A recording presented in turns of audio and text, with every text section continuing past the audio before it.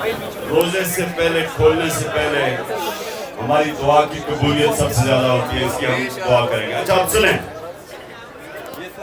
पहले तो नजम आपकी जो आपने नात पढ़ी, आपका हम सब शुक्रिया अदा करते हैं। दूसरी चीज, मैंने बात करने से पहले मुझे जरा बताते जाएं कि किधर किधर से हमारे लोग हैं।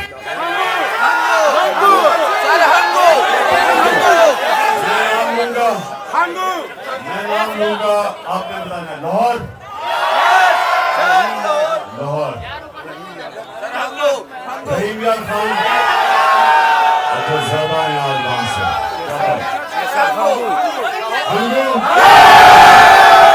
माशाल्लाह,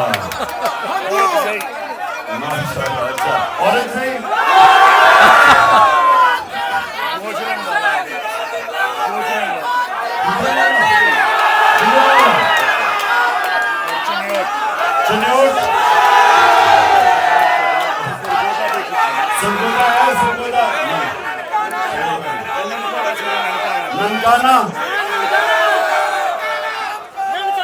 ननकाना से तो बड़े कमजोर लोग पहुंचे हैं।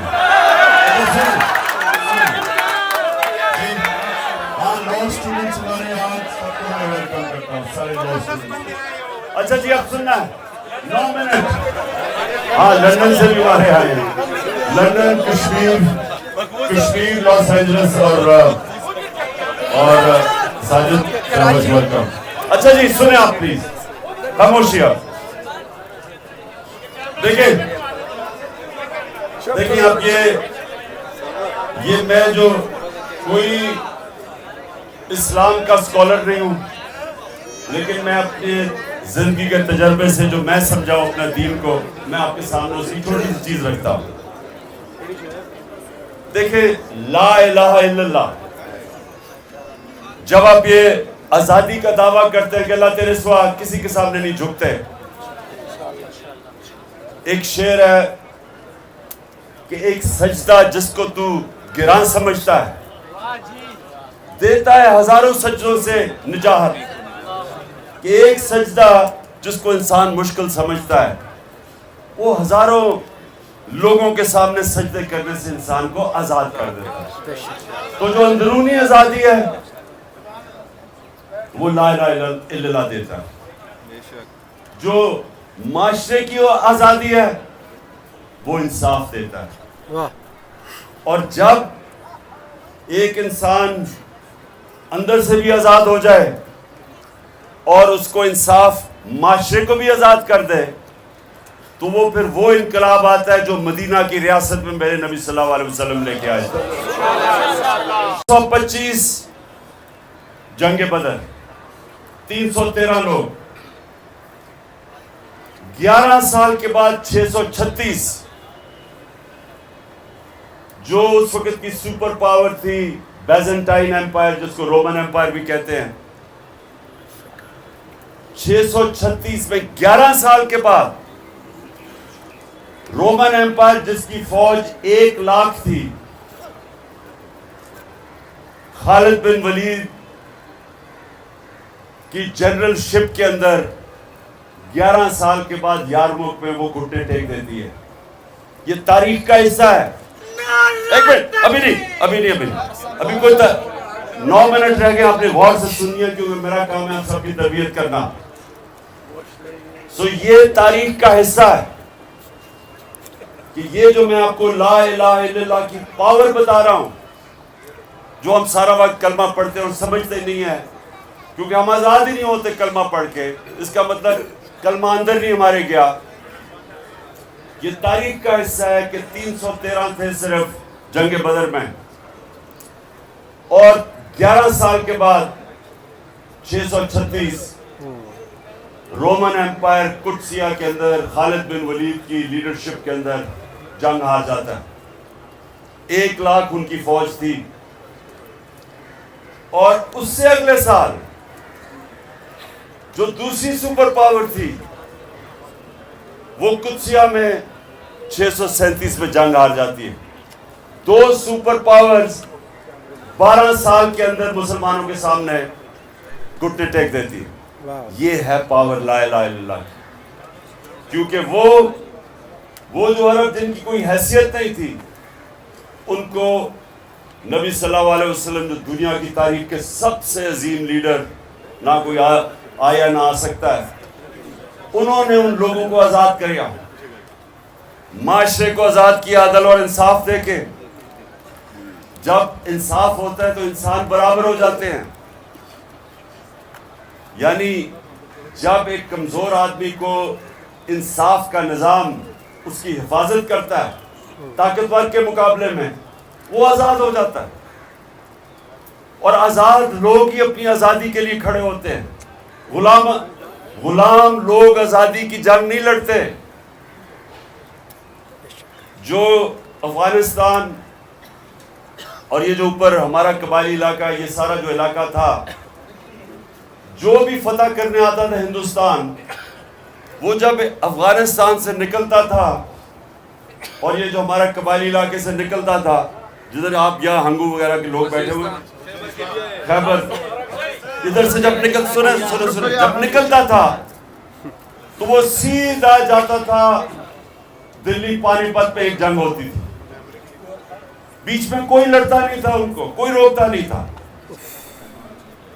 और जो जंग जीतता था उसका वो हुक्मरान बन जाता था।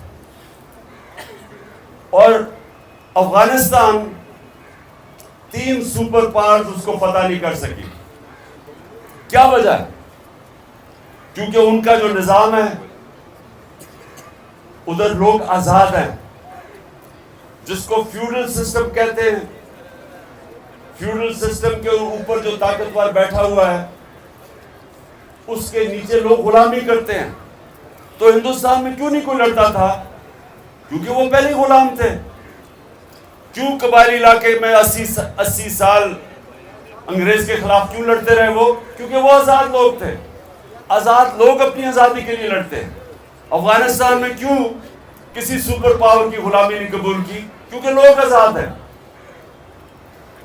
तो हमारा इस वक्त पाकिस्तान में जो जंग है वो आजादी की है, हकीकी आजादी की। आजादी आती है इंसाफ से। जब क्यों कबायली इलाके के अंदर और अफगानिस्तान में क्यों लोग आजाद थे? क्योंकि उनका जो जरगा सिस्टम था वो लोगों को इंसाफ देता था। जो एक जरगा, जिसको लॉ जूरी सिस्टम था, जूरी सिस्टम के अंदर जूरी सिस्टम ये होता था कि ताकतवर कमजोर को सामने बैठाते थे और इंसाफ हो जाता था, लोग आजाद थे। यहां जो चौधरी था वो कानून से ऊपर, जो बेचारा नीचे, उसको इंसाफ नहीं मिलता, लोग गुलाम थे। तो ये जो हमारी अभी जंग है वो आजादी की है। हमने इंसाफ लेना है। ये जो हकीकी आजादी है, ये आजादी की जंग है। और इसके लिए सारी कौम को तैयार होना चाहिए, क्योंकि आपके सामने चोरों के टोलों को ऊपर बैठा दिया है सहूलतकारों ने, और वो हम सबको समझते हैं कि अब हम इनकी गुलामी करेंगे। और जो भी, और फिर ये मेरे घर पे हमला, पुलिस, FIR, अभी अली अमीन को इन्होंने जेल में डाला। सिर्फ लोगों को ये बताने के लिए कि हम आजाद नहीं है, हम जानवर हैं, जिधर मर्जी ये चाहे हम जानवरों को उधर डंडे मार के कर देंगे। इसलिए हम सब ने इस जंग में शिरकत कर दी। और आखिर में देखो, आप सब लीडर हैं। हम सब लीडर क्यों हैं? क्योंकि हम अल्लाह की सबसे अजीम मखलूक, अशरफुल मखलूकात हैं। हमें समझ नहीं आती कि अल्लाह ने हमें कितनी सलाहियतें दी है। जब उसने, अल्लाह ने फरिश्तों को कहा कि इंसान के सामने झुको, और इब्लीस ने कहा कि ये तो मैं आग का हूं और ये मिट्टी का है, तो अल्लाह ने फरिश्तों को कहा कि तुम्हें भी नहीं पता कि मैंने कितनी इंसान को सलाहियत दी। हमें इंसानों को भी नहीं पता हमारे पे कितनी अल्लाह ने कितनी नेमतें बख्शी हैं, क्योंकि हम अपनी सलाहियतों को आजमाते ही नहीं हैं। सबसे बड़ा रुकावट अपनी सलाहियतों के पर पहुंचने के लिए वो है खौफ। ये जो ला इलाहा इल्लल्लाह है, सबसे बड़ा जो बुत ये तोड़ता है वो खौफ का बुत है। कुरान की आयत है, जो लोग ईमान ले आए मैं उनके खौफ दूर कर देता हूं, क्योंकि खौफ रुकावट है इंसान की आजादी में। यजीद के खौफ की वजह से कूफा के लोगों ने हजरत इमाम हुसैन की मदद नहीं की। पता था उनको कि हजरत इमाम हुसैन राह हक पे हैं, लेकिन उसके खौफ, उसके डर की वजह से, खौफ के बुत की पूजा करने की वजह से उन्होंने इस्लाम का इतना बड़ा सानिया होने दिया। इसलिए जो लीडर होता है वो अपने खौफ के ऊपर काबू पाता है, नहीं तो बुज़दिल आदमी लीडर नहीं बन सकता, वो नवाज शरीफ बन जाता है।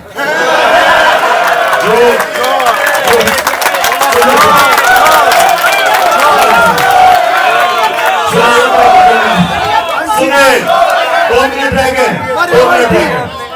2 मिनट रह गए, ये सुने मेरी बात। जो ला इलाहा इल्लल्लाह ना, सबसे इंपॉर्टेंट चीज वो इंसान को गैरत देता है। और गैरत इंसानों के अंदर फर्क है, एक बेगैरत होता है, एक गैरतमंद होता है। जो गैरतमंद लीडर होता है गैरतमंद है, मुसलमान ही होता है गैरतमंद। क्योंकि जब आप दावा करते थे कि अल्लाह मैं किसी के सामने नहीं झुकता, या खौफ का बुत हो या पैसा हो, तो आप गैरतमंद इंसान की माशरे में इज्जत बढ़ जाती है।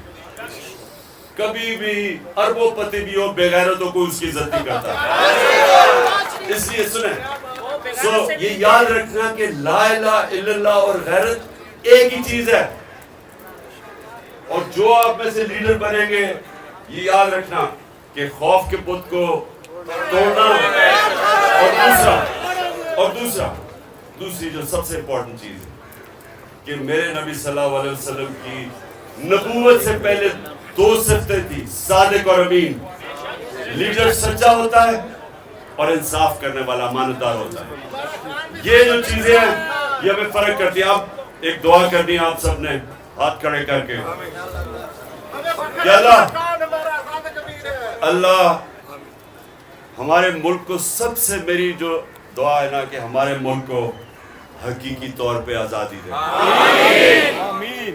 हमारे मुल्क को, हमारे जो अवाम है, कोई भी पाकिस्तान में हमारा जो पाकिस्तानी है, जो मर्जी उस, चाहे वो मसीह बरादरी का है, चाहे वो सिख है, चाहे वो हिंदू है, जो भी है, कोई भी हमारी पाकिस्तान की जमीन पे भूखा ना सोए। आमीन।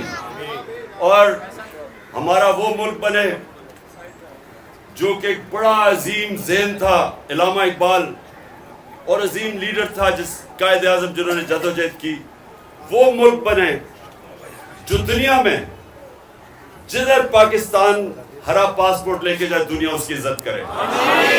और आखिर में हमारा वो मुल्क बने जो बाहर से लोग पाकिस्तान में नौकरियां ढूंढने आए।